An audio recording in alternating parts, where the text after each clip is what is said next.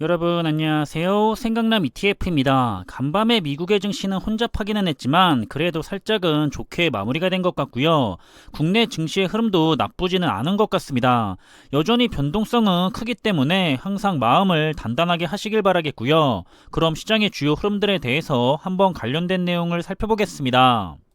현재 미국의 증시는 상승과 하락을 오가면서 방향성을 잡지 못하고 방황을 하고 있는 모습인데요. 즉 현재 시장은 이성적이지 못하다고 볼 수가 있겠습니다.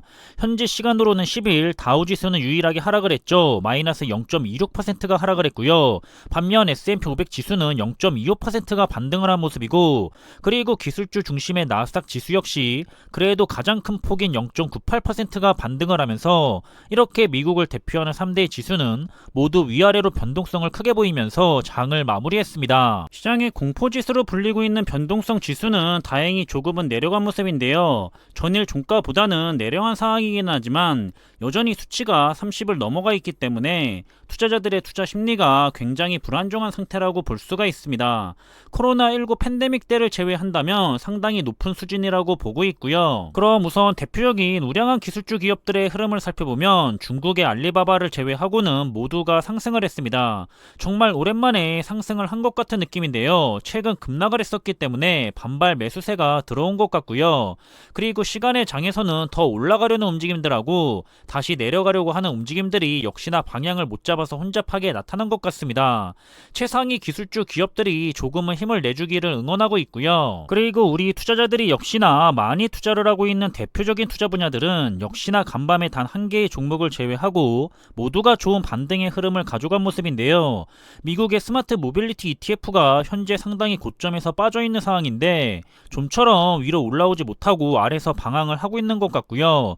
그리고 시간의 장에서도 역시나 더 올라가려는 움직임들하고 다시 내려가려고 하는 움직임들이 혼잡하게 나타난 것 같습니다. 그리고 4차 산업과 관련해서 기대가 되고 있는 대표적인 기술주 산업 분야 ETF들은 역시 절반은 반등하고 절반은 더 내려간 혼잡한 모습을 보인 것 같고요. 사이버 보안 테마의 ETF들이 그나마 좋은 모습을 보이지 않았나 싶습니다.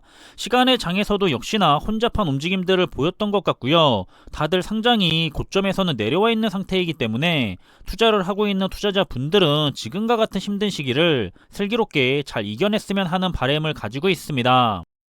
그럼 현재 S&P 500 지수를 살펴보면 일단 강력한 지지선이었던 4100선은 무너졌죠. 다음으로 3800선을 제시를 하고 있는데 현재 3800선과 4100선을 사이에 두고서 주가가 흘러가고 있습니다.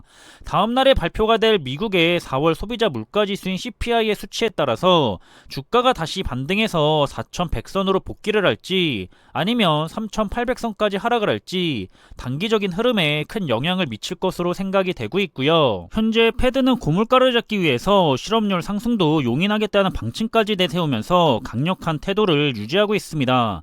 금리를 두 번의 회의에서 0.5%씩 올릴 것이라고 했고요. 한 번에 0.75%를 올리는 것도 완전히 배제한 것은 아니라고 부연을 했습니다. 단기적으로는 시장에 좋은 현상은 아니죠. 이제는 개인 투자자들은 말할 것도 없고 전문가들조차 증시의 방향을 확신하지 못하고 있습니다.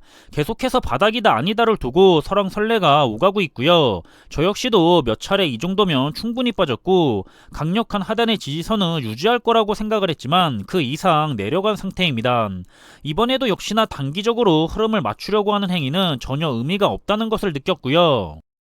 그리고 시장 전반적으로 살펴보더라도 위험 회피 심리가 이어지고 있는데요. 하루에 마이너스 5%씩 폭락을 하는 게 계속 이어지다 보니까 투자자들의 공포가 상당한 상태입니다.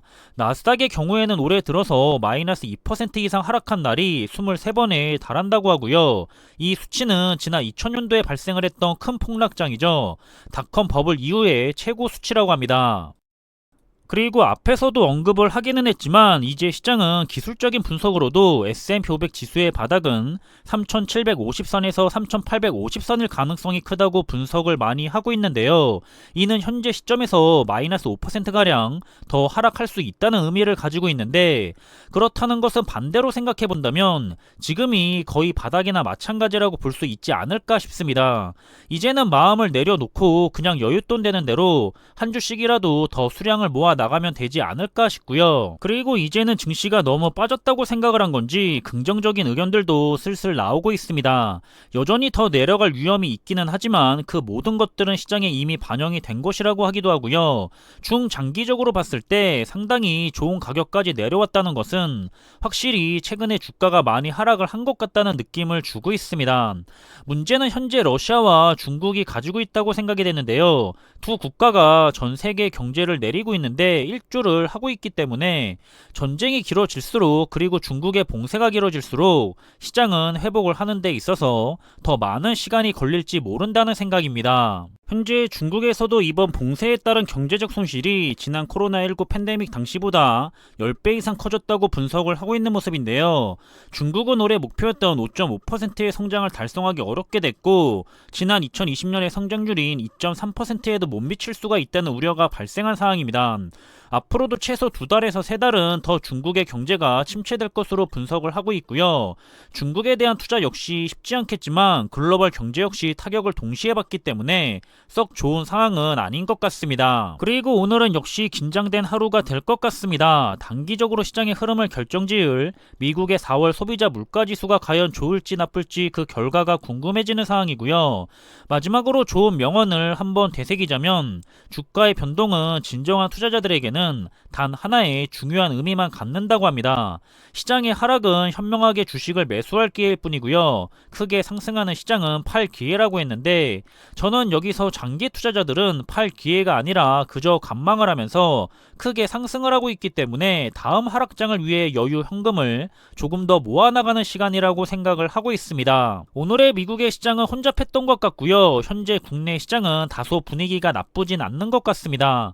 계속해서 좋은 흐름을 유지하다가 장을 마무리했으면 좋겠고요. 저녁에 미국의 시장도 좋은 CPI 발표로 인해서 어느 정도는 시장이 위로 올라가 주기를 한번 기대해보고 싶습니다. 저는 현재 지금을 굉장히 좋은 기회로 보고 있고요. 물론 더 하락할 가능성 또한 있다고 보고 있지만, 마이너스 20%가 빠졌든 마이너스 30%가 빠졌든지 하락장에 용기 있게 매수해 나간 투자자들이 대단하다고 생각을 하고 있습니다. 그런 투자자들이 결국에는 웃게 될 거라고 믿고 있고요. 다 같이 서로에게 기운을 북돋아 주면서 좋은 투자를 이어나가길 바라겠습니다. 그럼 오늘 남은 하루의 시간도 잘 보내시길 바라겠고요. 이번에 준비한 내용은 여기서 마무리하겠습니다. 항상 준비한 내용들이 여러분들과 함께 투자하는 데 있어서 많은 참고가 될 수 있는 그런 좋은 영상이 되기를 바라고 있고요. 심리적으로도 그리고 좋은 정보로도 도움이 되었으면 좋겠습니다. 그럼 영상이 도움이 되셨다면 구독과 좋아요 부탁드리고요. 저는 다음에 더 좋은 정보들로 찾아뵙겠습니다. 감사합니다.